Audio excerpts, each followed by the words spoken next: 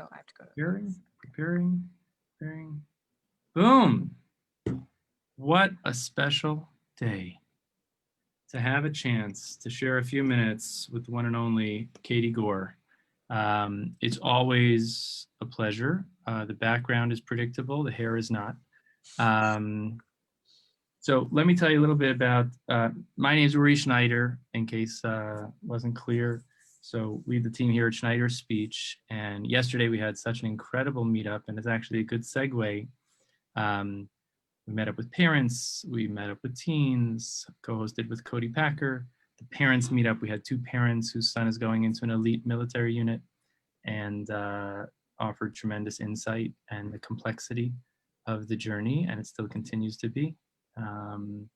And then we had an amazing meetup. We watched Transcending Stuttering with my father, Dr. Phil Schneider, and we had an incredible meetup. What was most extraordinary was the overall, we had 5 continents, 8 countries, more time zones than I could calculate.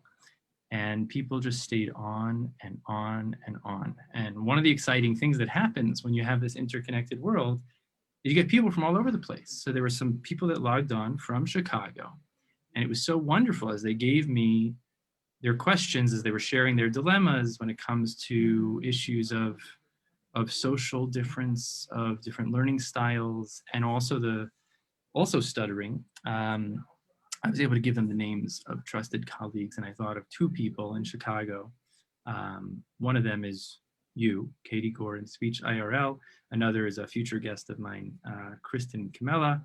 And so it's an amazing thing when we can connect and then behind the scenes be as connected as we are. It's a connected world and we all win.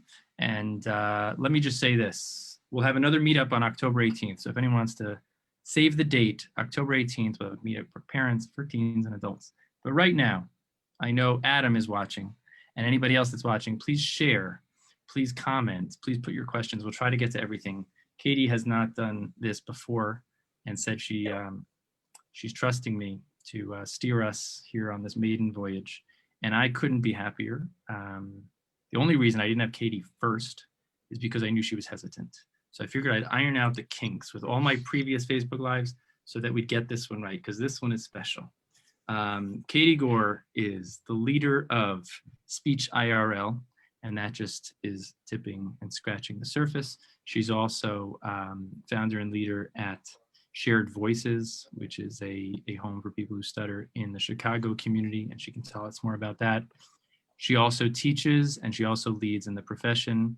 She is, above all, a creative, caring, awesome, extraordinary clinician and a trusted colleague. And we've shared many conversations. We actually have an ongoing Zoom meeting like this that's not public, going for how long? Like 3 years, I think? Yeah, it's been a long time. I don't even know. It's kind of cool. And we each know, it's like a sixth sense when if we haven't scheduled it, we just both kind of check in with each other and we're like, yeah, I think it's time we have a chat. So usually we meet up once a month. So I'm happy to share this conversation. You're going to learn a lot. We'll get into, how Katie became Katie and why she does, what keeps her going. She's involved in more things than I can count. She inspires me. She touches the lives of many people. And no matter who I talk to in the world, whether it's in Australia, the West Coast, it's like, oh yeah, Katie told me it'd be a good idea to speak with you. Or, hey, yeah, Katie's been giving me some tips along the way. And she's just amazing. She's all over the place and at the same time, so down to earth and so chill. So in many ways, she's someone I look up to, and I'm glad to share this conversation. Thanks for joining us, and tell everybody what you think they should know. Who are you? What do you do? What are you most proud of?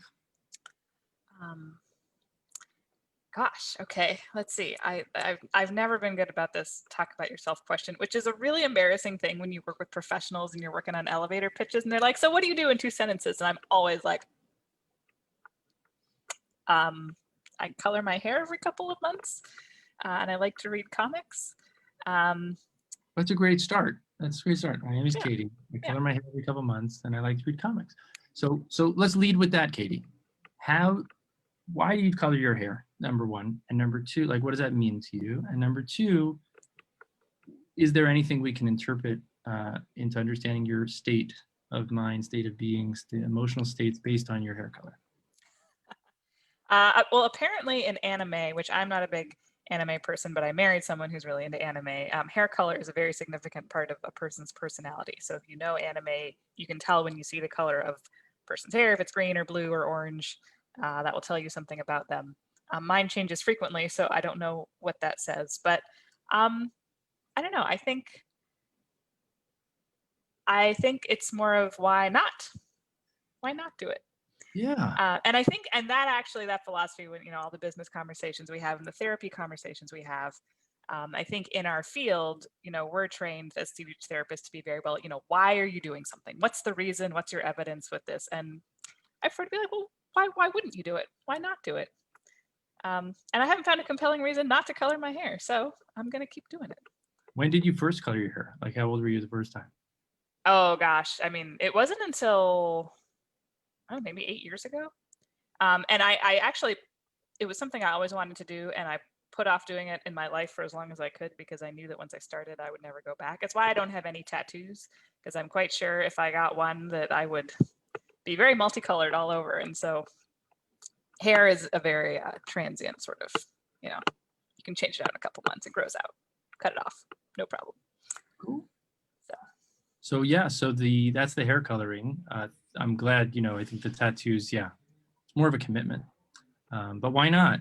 But I guess the answer is it's too much of a commitment. But when you're not coloring your hair, reading comics, how do you keep yourself busy and juggle the different hats that you wear? Well, I would generally say keeping busy isn't a problem. Usually it's trying to figure out how to unwind from the busyness. And I'll always find myself in these situations where it's like, oh, I've got a couple of weeks where I'm going to have some downtime. It'll be great. I'll just rest. And then inevitably I invent something. So like just last weekend, I have a very busy couple of weeks coming up, but I have a very empty November, December, and I was looking forward to some rest. And so then on Friday night, because I had 3 hours of downtime, I invented a conference, or I drafted a conference. I was like, this is fun. We could do this. Why not? Why not? Exactly. Why not? No good reason not to do it. Everyone says, but why? Ask yourself, why not? So most of how I spend my day right now is a mix of seeing speech therapy clients, doing facilitations and trainings for groups, like companies that are doing inclusion or communication training, managing the practice, doing all that fun business stuff that I really enjoy. A lot of the volunteer work as well, so shared voices.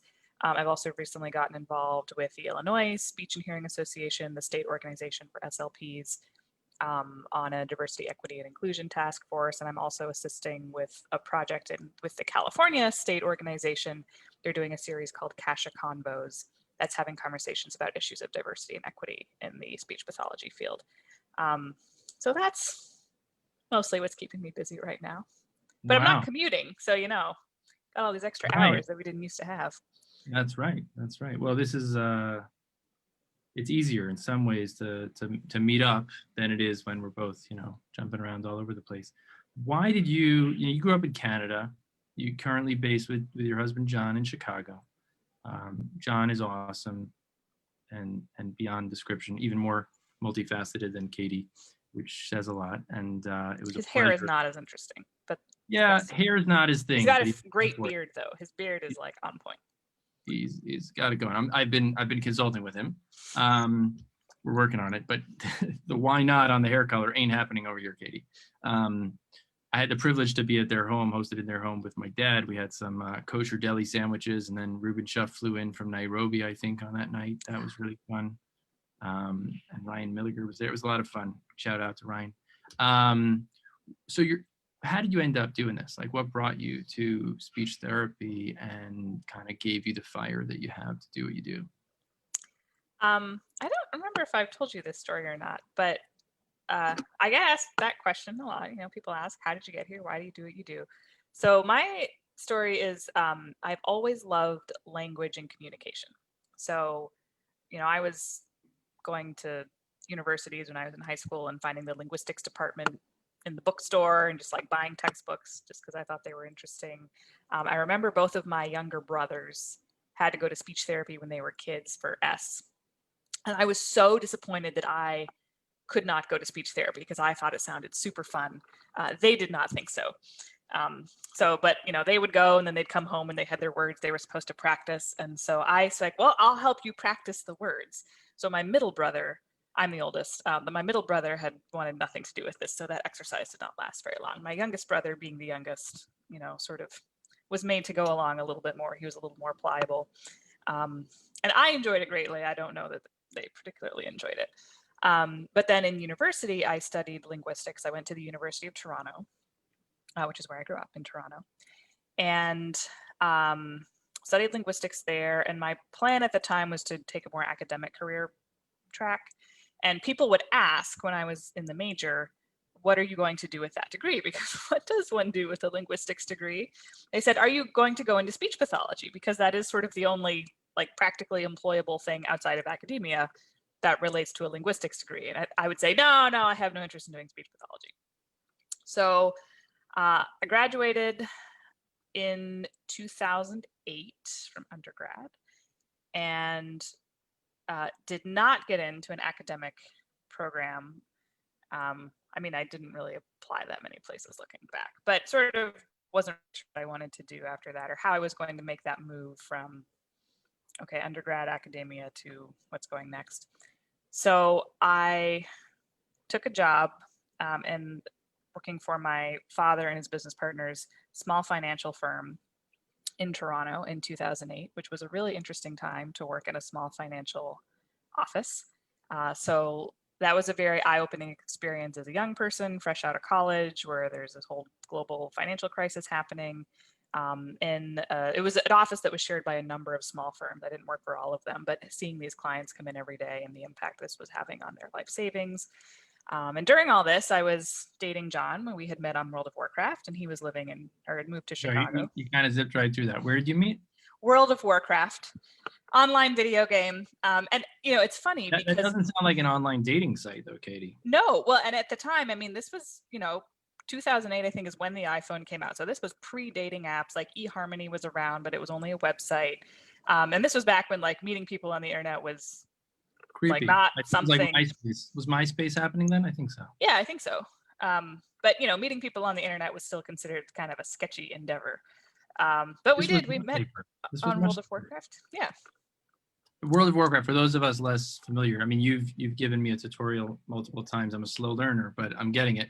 For those that don't know World of Warcraft, can you just give us an idea of this world? It is an MMORPG, which is a I'm forgetting the second O. Yeah, multiplayer online role-playing game. Yeah. And so you play online, and it's one of these games where you're an elf or a dwarf or an orc, and you pick a class. You could be a wizard or a warrior, or a rogue or whatever, and you go around and do quests, and you join up with other people for activities. So you're playing online with all these other people, and it's very common for people to form relationships in real life from these online activities because the game is designed to have so many group activities. People will form guilds or pre-established groups so that you always have people that you can go do things with. And so John and I were part of the same group for quite a few years. And you talk as you're doing group activities because communication is very critical. So you're talking on headsets and all this stuff. And yeah, so at our wedding, we had folks fly from the other side of Canada to come to our wedding that we had never met in person before. Wow. But they flew all the way to attend, and it was like we'd known them for years. It was really cool. So I'm a fan of... You meet John. That's a whole nother thing. I skipped the World of Warcraft. I just have quests and create guilds in real life. Exactly. That's awesome. So you meet John on World of Warcraft. You're working at your dad's financial firm. And what happened next? So we met John. So I met John. We decided we wanted to get married, and I am a dual citizen. So I was born in the U.S., but my parents moved to Canada when I was about 2 years old. And I was kind of sitting back thinking, well, I have a linguistics degree, and it's 2008, which is a terrible time to get a job when you have no experience and no skills. And John, meanwhile, had just gotten a job in Chicago as a software engineer, and I was like, well, I can work in either country. You're in Chicago, which is a great place with a great job. I'll come to you. We'll get married, and I'll come to you, because we were trying to decide which place to live in. So I moved to Chicago. I don't know anybody. it's the middle of a financial crisis where, again, like my employment prospects are very poor. What does one do in that situation? One decides to go back to school. But then I had the issue of, well, what am I going to go back to school for? And I do not even remember how speech pathology like popped into my head. So I was like, well, maybe speech pathology. So I looked up a couple of programs. I knew I had to stay in the Chicago area, but there's a number of programs in the area. And I was not at all excited about it. I was like, well, you know, I could apply for one of these, and if I get in, it'll give me an option, but I don't have to go. And I only applied to one school because that was Northwestern was the only program in the area that at the time was very friendly towards students who did not have an undergraduate degree in communication sciences. So I didn't have most of the prereqs, but they were very friendly towards students like that. So somewhere between applying and reading about what speech pathology was, or between that and the acceptance date, I was reading about what speech pathology was. And I was like, oh, I think I would really like this. So by the time the acceptance date rolled around, I was getting really anxious, and I really did hope I was accepted. And fortunately I was. I can't imagine why. I don't even know what I put in my statement of purpose. But anyway, it all worked out. Here we are. Wow. So would it be fair to say, I think one of the things we have in common is some people, if you tell them to ask themselves why not, it just doesn't register. It's not their personality, it's not their temperament, it's not the way they operate. You've got people, facts and figures types, planners, everything's got to be lined up, think first, shoot later, and then you got the other people. Those that have some intuition, some high degrees of emotional intelligence, some impulsivity. Some of them when they're younger are struggling with things like ADD and other stuff like that. Would you say, I mean, your path is pretty circumlocuitous, and it's a little bit like adventurous, and it's a little bit that why not, right? Like, okay, speech pathology, then I'll read up on it later and find out, oh, I actually like this thing. As you talk to like young people, figuring out their careers, thinking about speech pathology, what would be some things that you think would excite young people to come into our fields, and what do you think would be some things to kind of like give them pause to consider, like if you're not into this, don't come here? Interesting.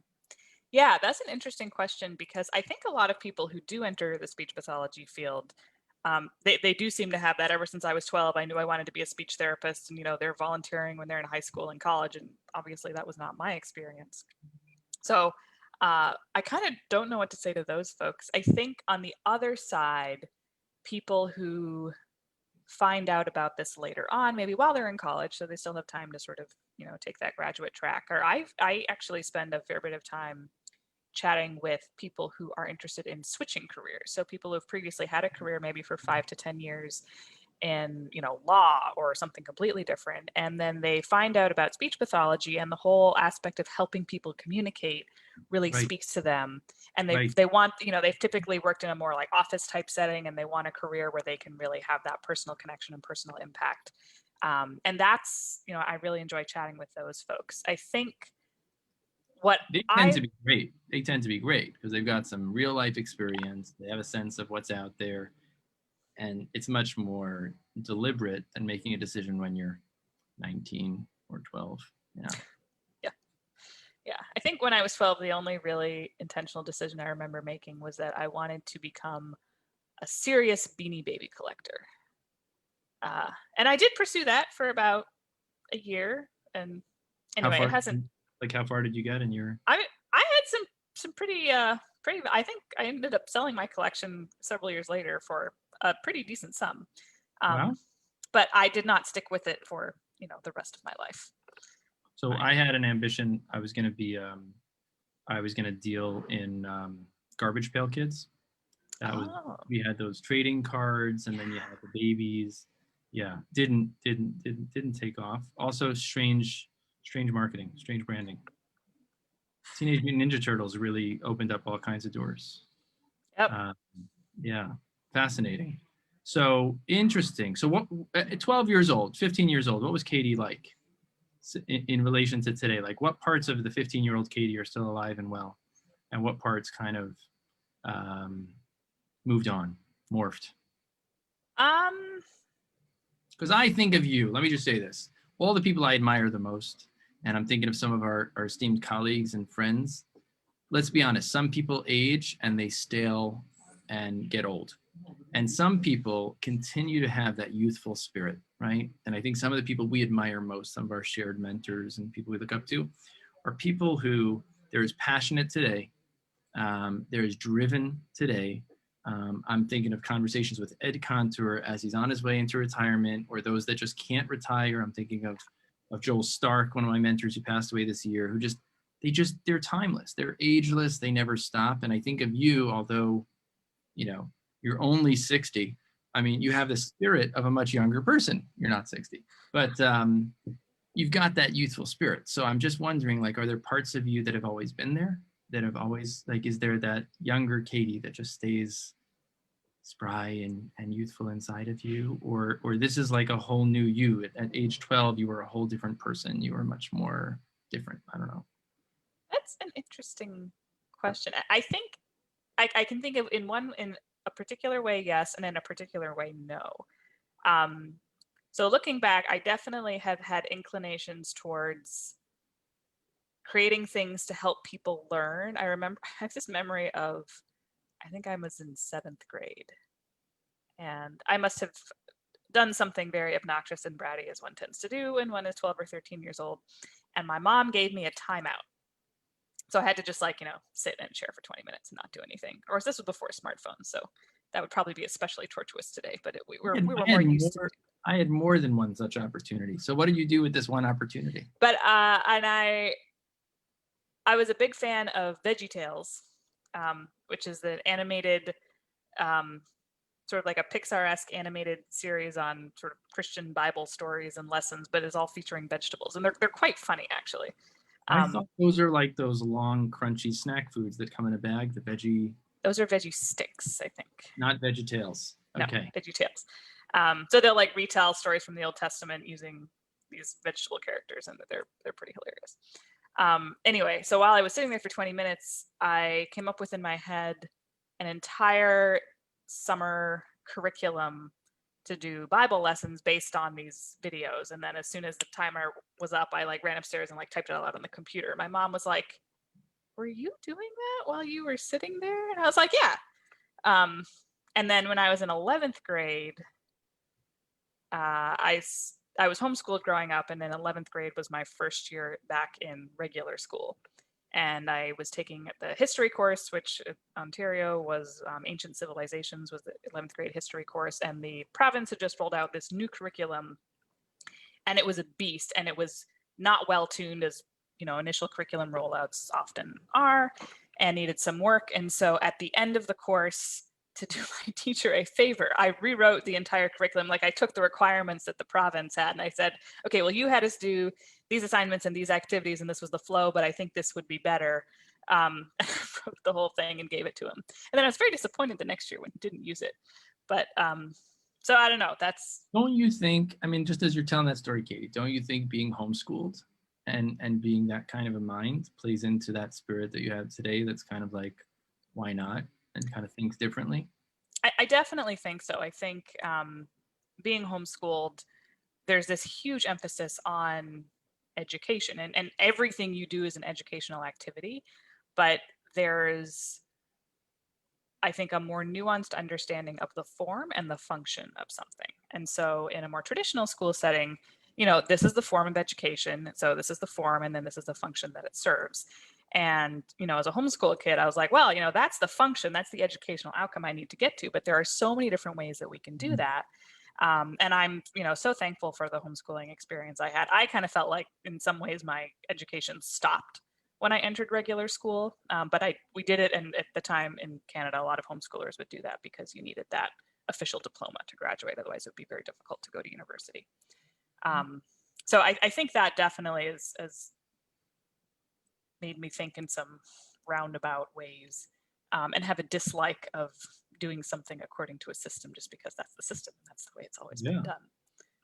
Wow. So in addition to stuttering, then how did you come to stuttering? How did you fall in love? I mean, that's your primary, you have a lot of different things you do very, very well. And we share that passion of kind of, being broad-minded and exposed to many different spheres of business and of the world and of our fields, but both of us have a special place and a special focus. I mean, our practice is 80% focused on stuttering, and your practice, I think, also has a pretty large proportionate focus on that. How did you come to stuttering? What was your hook? Same thing. I kind of fell into it. So in graduate school, I had one client who stuttered. It was a 4-year-old, so he came with his father, and I did what my supervisor told me to do, which was we taught him about bumpy and smooth, and then whenever he had bumpy speech, I would say that was bumpy, say it again, smooth, and we did that for 10 weeks. And at the end of the quarter, we had to do the parent conference, and I remember the dad asking, okay, well, like, what's the long-term plan here? Like, how long is this supposed to take? Or how do we know if it's getting better? And I was like, and I think my supervisor answered the question. And you know, at the end of the quarter, if you asked me why we did what we did, I'd be like, oh, that's what she told me to do. So that was my only experience with stuttering in graduate school. And then when I graduated, that seems like that would leave anyone fully prepared to go into the field and care for people and care for families. Totally, absolutely. So then when I graduated, I did my CFY in a SNF, a skilled nursing facility. So I work with a lot of patients with dementia and swallowing disorders. And on the side, I took a contracting job with a private practice that mostly specialized in seeing kids, but they were looking at getting into accent modification work for adults. And I said, oh, I enjoy working with adults, and I'd always enjoyed, I liked the idea of accent modification because I'd always had this interest in other languages and things like that. So I had a couple adult clients through them, initially accent modification. And then they called me up one day and they said, you know, we've had an adult client call us for stuttering. You know, would you be interested in working with that? And because given your experience in grad school and given your work with people with accent reduction, it seemed like the normal thing that you would probably be the best person. Clearly, yeah, exactly. You know, they weren't like, oh, let us refer out because, you know, there's probably other people better qualified to treat you. Parentheses, for anybody listening, if you're a consumer, make sure that the person you're working with, I mean, somebody's got to get that first shot. But if you're looking for someone exceptional, don't assume because they work at such and such place or they have such and such letters after their name that they know anything about working with people who stutter. And if you're a therapist, or better yet, a practice owner, director, supervisor, consider what you're doing when you put someone in the care of a professional who doesn't have any kind of bearings. So what did you do? So you knew about your grad school experience, you knew about accent mod, and then boom, yeah, sure. Yeah. So I think what kind of helped. Now, I did have a pretty solid, or what I felt like was a pretty solid course. And even looking back, I would say I had a solid stuttering class. And I can't remember if I had the class before or after that preschool client. But I was, you know, young in my CFY. I was like, you know, in your CFY, you don't know anything anyway. So I was like, well, you know, this will be my first time. So I just have to learn a lot and really pay attention and all this stuff. So I had this adult client, and he was very covert. So he was mostly fluent, but, you know, would have these moments of blocking. And when he did have that moment of blocking, it was very stressful, and, you know, was pursuing a very professional career and was particularly concerned with how this would impact his ability to communicate professionally. And as we worked, and I think it worked out because he had not had a lot of speech therapy previously. So certainly if it was an adult client who had some decent speech therapy, I would have had nothing to offer. But because he was more or less a blank slate as an adult, sort of the very basic stuff that I had learned in class was helpful to him. But we had a lot of conversations. We just developed that relationship as therapy went on. And as we were developing that relationship, they called me for another client, another adult who stuttered, who was the reverse profile of that client, was someone with a very overt stutter, and had quite a bit of speech therapy before and sort of swore off speech therapy, but maybe thought about coming back, but had only ever learned fluency shaping. And I was like, oh, well, I know there's this thing called stutter modification. Would you be interested in learning that? And he was very interested in that. So working with those two individuals and, again, developing the relationship with both, that was the hook for me. I was like, oh, this is about so much more than speech. This is really cool. I think I want to do more of this. And so around the time, that's really how I started falling in love with stuttering. And then for the first client, the more covert client, we got to a point in therapy. I was like, you know, I feel like we've kind of done everything that I can do for you within the context of a therapy session. But I remember learning in my course in graduate school, there are these support groups for people who stutter. And, I think maybe you should meet some other people who stutter and talk to them. I think that would be really helpful for you. And would you be willing and open to doing that? He was like, yeah, maybe. So I said, okay, well, I'll look up a chapter in this area, and, happy to go with you if you want to go. So I looked up the NSA. And there were Stuttering Association. National Stuttering Association. Thank you. And there were no chapters in the city of Chicago. So there was a chapter way up at Kristen Kamella's clinic, which if you live in the city, that's like an hour and a half away. Way down on the south side, same thing if you live in the city, like at least an hour and a half drive, and then like way out in the western suburbs. And I was like, wow. So again, this is like a logical thought, but I thought, why not? Yeah, I was like, well, we need a chapter in the city, so I guess, I'm here. So I emailed the NSA and was like, hey, I'm a speech therapist and it looks like there's no chapter. Could I start one? Me knowing all of these 2 people who stutter who are my clients. And they were like, sure. So, so Tammy sent me a pack of stuff, and I got a wonderful, wonderful year corresponding with Bernie Weiner, who was my regional coordinator at the time when I started out, and he was so encouraging. And so I started this chapter, and I was panicked. So I was like, how am I going to find people to come to this chapter? Incidentally, the client that I started it for did not come until 8 months after the chapter had been off and running. But I contacted a speech pathologist, Steffi Hirsch, who works up in the North Chicago suburbs, who's fantastic. She's a person who stutters, and has been really involved in Friends and the NSA, and is a big support group advocate. So she came with a couple of her former clients who are now, dear friends of mine, and we all attended our first NSA conference together. So that's how it started. Wow. And that was around the same time I started my practice too. So that was, again, just why not?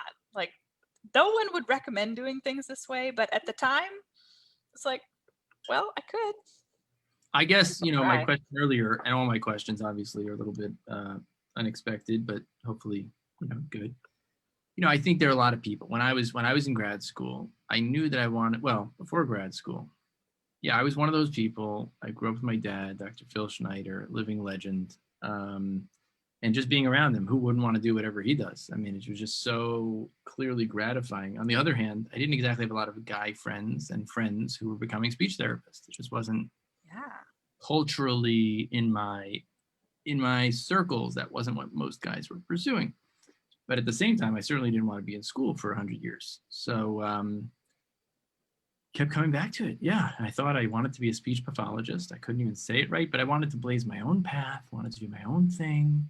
But it always was in my mind, like, I don't have a plan. I don't have a plan. What do I do? I don't know, like, the next step beyond the next one. And I think that your story and my story hopefully is reassuring for some people that might be listening. Like, you don't always have to map it all out. Sometimes you just got to, like, listen to your heart, listen to your intuition. If you're looking for your career or in a relationship or in studies or whatever, or you're a parent or you're a person who stutters or you're whatever you're living with, sometimes you got to make a plan. There's time for planning. Sometimes it's just like figure out the next step. And if that step feels right, maybe another door will present itself. And it sounds like for you, that's kind of what happened. Like different people gave you opportunities. You took a step forward into the unknown and boom, another door opens and here we are. Why not?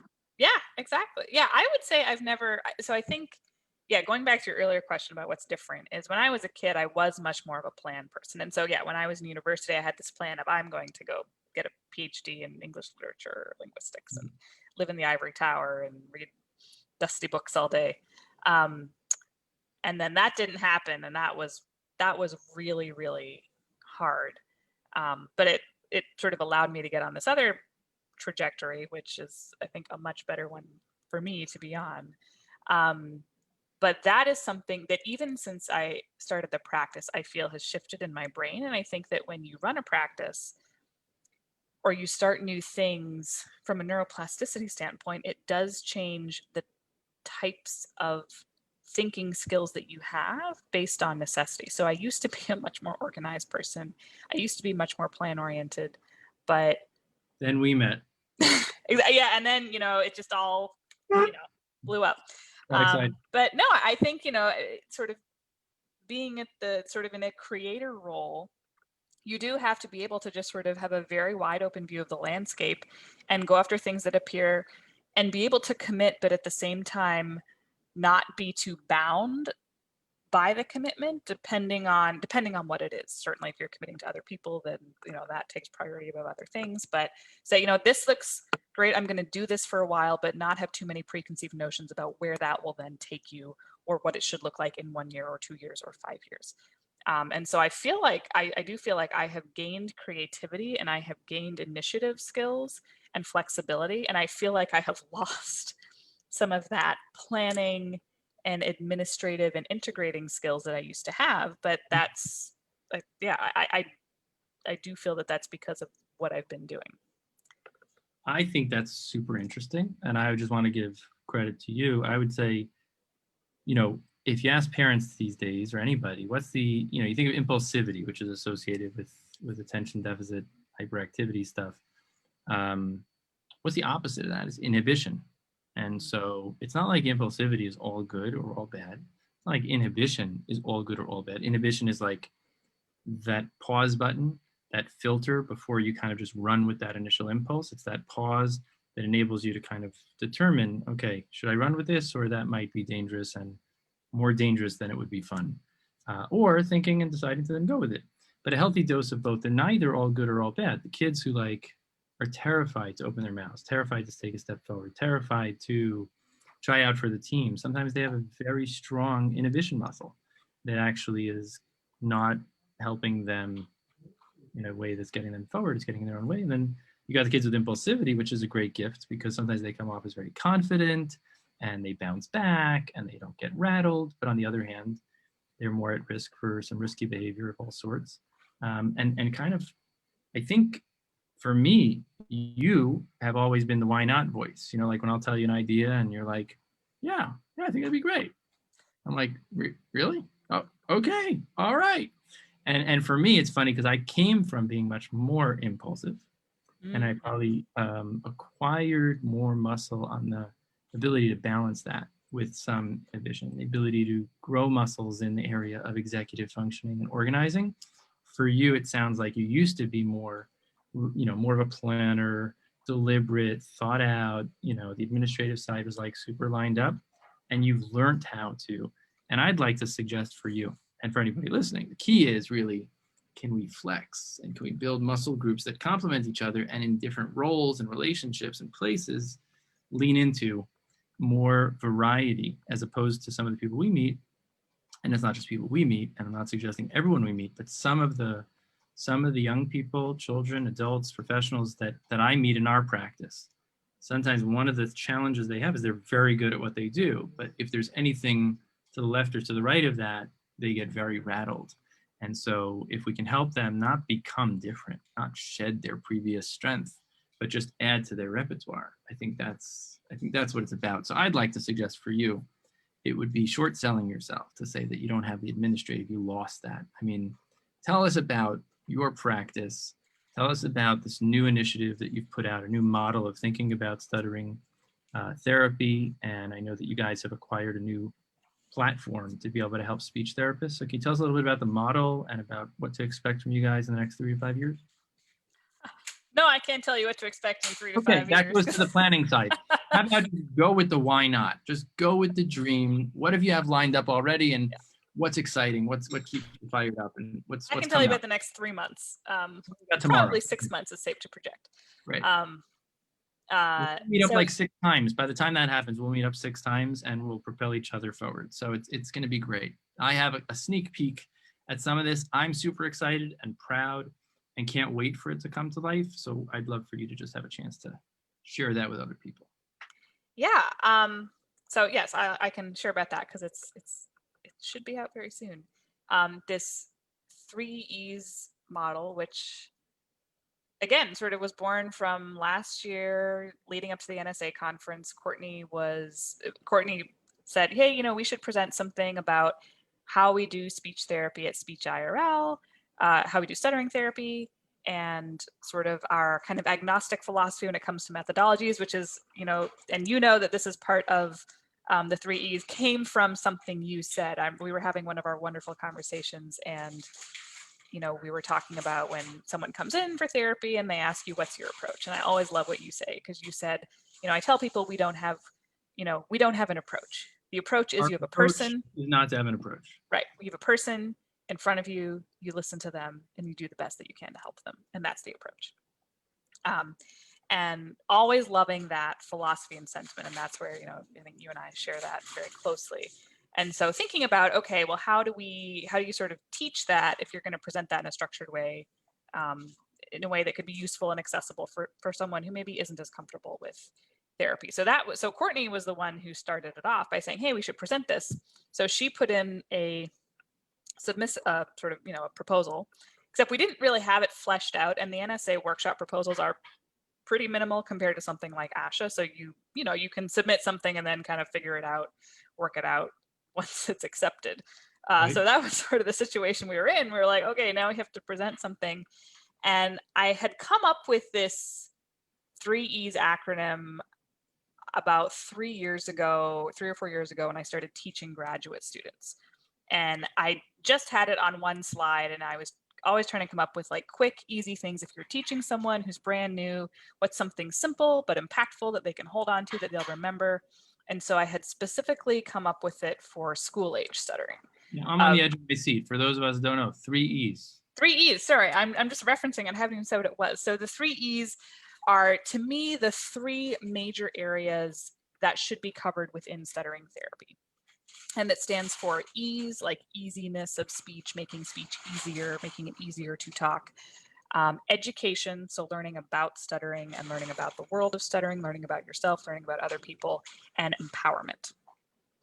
And that's becoming, or an advocate, becoming confident, being able to have an impact on your environment and owning your own identity. And those three things need to go together.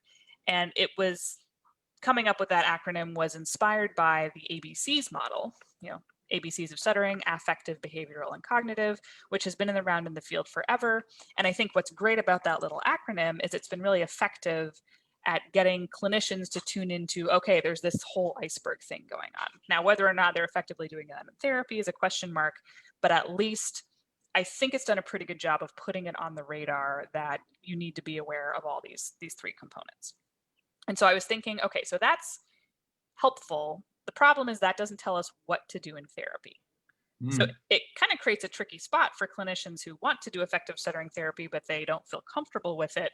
They know they're supposed to address these ABCs, the emotions, the thoughts, and the physical behaviors, but how do I do that? And so the 3E's was our attempt to create a similar, simple, accessible concept, but that was specifically talking about what you're doing in therapy. And so we came up with this acronym, and it's got some circles that overlap, a nice little tri-Venn diagram thing. Come on, it's more than that. It's the whole shebang. Yeah. The whole visuals, it's very digestible, it's memorable. Conceptually, it creates a framework. It's not just a couple circles thrown together. I mean, essentially, well, it's not just, but essentially it really is. And then now what we're trying to do is create, different materials and tools and training things to help people apply this to the therapy that they're doing. But the whole idea of it is, we're not giving you a new therapy approach or activity. Like, there's nothing new that we've created in terms of what's happening in therapy. So the idea is that everything that people are currently doing in speech therapy can fit into these 3E's. So stuttering modification fits in there, fluency shaping fits there, and avoidance reduction therapy fits in there, mindfulness fits in there, or even individual activities you would do, like making phone calls with a client or having the kid give a class presentation. All of that is stuff that people are doing. But I think right now, a lot of SLPs are like, okay, I know all of that's like good to do in stuttering therapy, but it just feels like you're like randomly pulling from a shelf of things you could do. And like, yeah, they're all good things, but how do they connect? And so this is really just a frame or a shell to say, okay, that class presentation, that goes in empowerment, and here's why. And so if you know why it goes in there, that in turn helps you understand when is it appropriate to have this client do that activity, and what kinds of things are we counseling them on in therapy as we're creating it. You know what I'm hearing? 12-year-old girl, time out. VeggieTales. Form, function. You can do it. You can do it with animals. You can do it with anything. But the idea is to understand the function of what we do. And too often, right? People who are clinicians, and sometimes was talking to somebody who inherited a syllabus as he's teaching grad school, and he was telling me, it's like it's too rigid. And it goes back to what we said before. It's just too rigid. And on the one hand, when you're a student or you're early in your career starting off, you need to learn things in a way that are very formal and clear and lined up. But the goal is not to stay there. And the quicker you can get there, the better. So what Katie's, bringing into the world with her team is incredibly valuable. And you have been already doing, right, a lot of these lunch and learn, wine and dine, now virtual. So look out for SpeechIRL. And IRL stands for, and why is that important? SpeechIRL? In real life, which was inspired because it's very easy to learn to do something well in the speech therapy room. But as soon as you step outside of that room, it gets a lot harder. It was also a little bit of a callback to my World of Warcraft days when you live online in this online world and you have friends that you know from this online world, you're having conversations, and it's often important to designate, are we talking about our life in the game or our life IRL, in real life? And it's funny because at the time when I first started SpeechIRL, it's kind of funny how quickly and slowly time passes. Like that was not as well known of an acronym as it is today, and so it's kind of difficult to, like, in hindsight, I'm like, maybe this wasn't a good thing to name a company, but now it is known. And ahead of the curve. yeah, and now what I find hilarious is in some of the insurance companies that we submit to, I guess whoever the person who got our first claim was, they had to enter our practice into their system, and they went to the work of putting in real life instead of IRL. So I'll get letters from Aetna addressed to speech in real life. And I'm like, well, that's awesome that whoever was working there, that's not actually our legal name, but that's awesome. It's cool. I think you also taught me, I almost slid into trouble, right, with that term. You slide me a DM.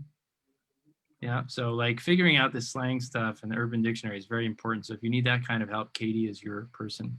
Which I just Google things, but. Yes, absolutely. Or like laws about employment and things like that. I'll have all these questions and Katie sends me like, hey, look at this link. And I'm like, thanks. Yeah, I could have looked it up too. But you're saying you're not the planner, but you're the one that's always, doing the research on these things in our conversations. But it's amazing, right? And I think it speaks to the two of us and what we do and what we talk about. It's like Katie was cooking up this 3 E's, which is going to be a real game changer for clinicians to be able to hook into kind of framing and just having a framework to work with what is out there, available things out there, existing things out there, new things that will come out, and finding a way to integrate them, whether it's some of these new razzle-dazzle apps, which Katie and I are both excited about, and we check all these things out and all the products that come to market. We need innovation, but we also recognize that sometimes things are so myopic that they miss how to apply, either to different people in different ways or to put it into the context of a greater framework. And then, you were very supportive every time I kept having hesitation to move my online course and this, our framework of these self-education, self-adjustment, self-acceptance, self-advocacy, also a framework. So I always love it. I've got the 4 S's, but I didn't want to copy your 3 E's. So I'm going to come up with something else, but it's a different number and a different letter. It's completely different. Yeah, but in real life, we got to be careful because I know you got some people that thought in real life was a great idea and they started kind of copycatting that, and I've had my fair share of that, and so we got to keep it original and creative. What talk about this? I'm going to show you a picture. It's not you presenting this. Yeah, how about that? I got a picture. I actually have a movie that I made for you, but I didn't get it finished. Like I have one for Scott. I made a little slideshow movie for you. Oh my gosh. But it's not done yet. Yeah, so it's going to come out after this chat, but look at this picture. Oh yeah, I remember that. There you go. This was when we had electricity in Fort Lauderdale, right. I believe. And there you are with the amazing one and only Chaya Goldstein, and you guys are co-presenting, and it says here, types of trauma. Now, yesterday we had this wonderful crowd of adults who stutter from around the world, and one of the topics that came up, now I think we have a lot of interesting things and less time than we'd love, but we're both people who care a lot. I think we both really aim to get it, and at the same time recognize we can never stand in the shoes of someone that has a lived experience that we're not privy to.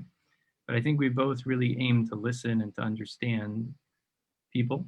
And And one of the so that puts us in an interesting place. I know that both of us, I would say, sometimes find it as hard as we try to toe that line.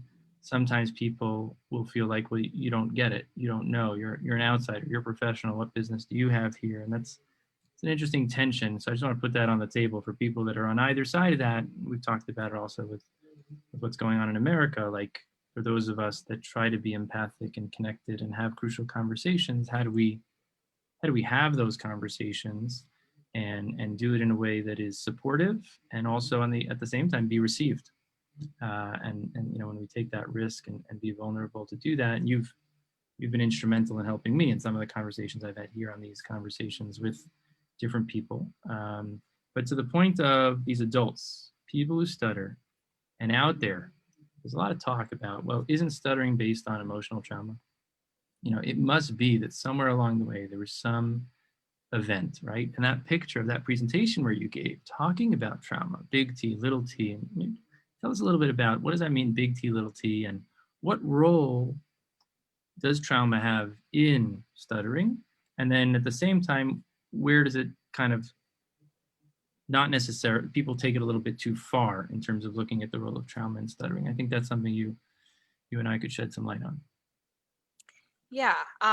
Let's see, for the sake of time and to not get too far out of my depth, because I truly am not a trauma expert. I'm just sort of very slowly learning about this stuff. There's the humility. Yeah. But let me start. Okay. So yes, so to start from sort of that old damaging myth of, oh, people who stutter because they had some kind of trauma. That certainly, you know, trauma can create stutter and a lot of other challenges. But that's a very small minority of people who stutter, and especially the folks that we tend to interact with. And so the premise of that talk that Kaya and I gave was that for some people who stutter, not all, but for some, the stuttering experience itself can be a trauma experience. And maybe not all your moments of stuttering. So, and you know, and in speech therapy, this happens a lot, right? People are like, oh, these moments of stuttering don't bother me, but these ones are really significant. And again, being significant doesn't mean it's trauma, but that for some people who stutter, some moments or some memories of their stuttering they are putting them through a trauma process, and they have a trauma experience. And then that means that addressing the stuttering in their life, whether through therapy or just on their own, is going to require what's called a trauma-informed approach to the therapy process that currently does not really exist in the field of speech pathology or even in the way that we do speech therapy. I think some of the mindfulness-based approaches get a little closer to it. But in that presentation, Kaya did a really lovely job of describing the fight or flight mechanism, which we talk about a lot in speech therapy. But in trauma, there's a third one, which is freeze, the freeze response. And if you think about it, a lot of our stuttering clients, right, talk about how they will freeze or they'll black out during a moment of stuttering or right after. And that's not a fight or flight response, that's a freeze response. And a freeze response is a trauma response. And so really that presentation was just to open up the conversation. And the purpose of what we did was, you know, Kai and I had been talking, we were curious about this. And, you know, we were thinking, are we, you know, out in left field here? Or, you know, is there something more to this? We think there is, based on our knowledge of clinical science and what we know of neurobiology and neurology and that sort of thing. But let's put it out to the community of people who stutter to see if this correlates or resonates with their personal experience. And the response in the room was astounding.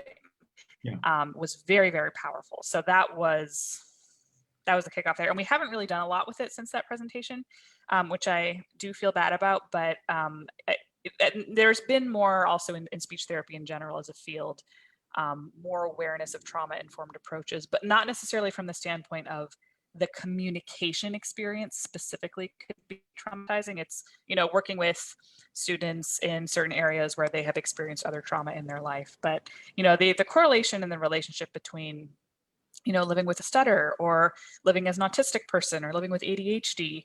And ADHD is a really interesting sort of chicken egg thing in some cases, but, you know, you experience things in the environment as a result of moving through the world with a certain experience, or even in your own body. As I've talked with other folks who stutter about this trauma idea, Someone said with me, yeah, like, I remember moments where I felt like I couldn't breathe and like that I couldn't get my throat open to take a breath. And that's really scary. And that's just a purely internal physical thing that's going on, but that's incredibly distressing. So I feel like I'm starting to ramble on here, so I'll No. stop there. But that's sort of some of the basic stuff. So I think the takeaways are from what you're saying and from what we know is that can trauma with a big T lead to the onset of stuttering? It can. It's certainly a very, very small number. I can speak to like 2 or 3 cases in my father's entire career and my entire career, literally on one hand, someone who was a policewoman who was assaulted by a bunch of peers in her adult life, never stuttered before, and after that event, acquired a stutter. Someone who I know was a first responder who his father-in-law was missing. His father-in-law was a very influential person. He discovered his father-in-law and started to have a stutter. So those are the kind of traumas. Generally not, right? Generally not. The children, the dog barked, the teacher was being punitive, the grandfather was kind of sharp with the kid. Those are not what we're talking about, big T. But what we are saying is that it's really important and it's underappreciated how much people who stutter can go through experiences in life that become communication situations, feedback from the environment, or their own internal anticipatory experience and experience with interactions and communication that are trauma, and they pile on themselves and they become a layer that to deal with that, you can't just go with techniques that are, mechanical speech techniques. And so we need to learn more about trauma informed approaches of kind of unpacking that. Would that be a fair? Absolutely. Yeah. And I think the other place where it's really applicable for where we are in speech therapy right now is when we think about avoidance reduction, which is incredibly powerful and effective for some people. But for people who maybe have more of a trauma-like experience with their stuttering, avoidance reduction could just be re-traumatizing them. If the By exposure, avoidance reduction, you mean kind of sort of the exposure therapy approach. Exposure therapy, stepping your toes to stretch that boundary. Yeah. And I think I shared the story here of a young woman that I met at age 12. She's co-submitting with me for the International Stuttering Awareness Day conference. ISAD, October 22nd. Check it out. International Stuttering Awareness Day. So they're gonna have a conference. So this young woman, Devora, who put her own story on our blog, she talks about a speech therapist encouraging her to just stretch her bubble a little bit. And that became a trauma in and of itself. And it was done in such a gentle way with the best intentions. And for the right person at the right time could be a wonderful thing. And for this young woman, it became another year of kind of going back into her turtle shell. And how that was worked out is a story for another time. But yeah, what else? Any other final thoughts of things you think are important to know or things you want to share about me, or you want to put me on the hot seat for a sec, whatever you want. Oh my goodness. I mean, you're always talking about, how many we're things out of time. Sorry. No, just kidding. Well, that is kind of the question is, I mean, you like to talk about, oh, you do all these things. How do you have the time?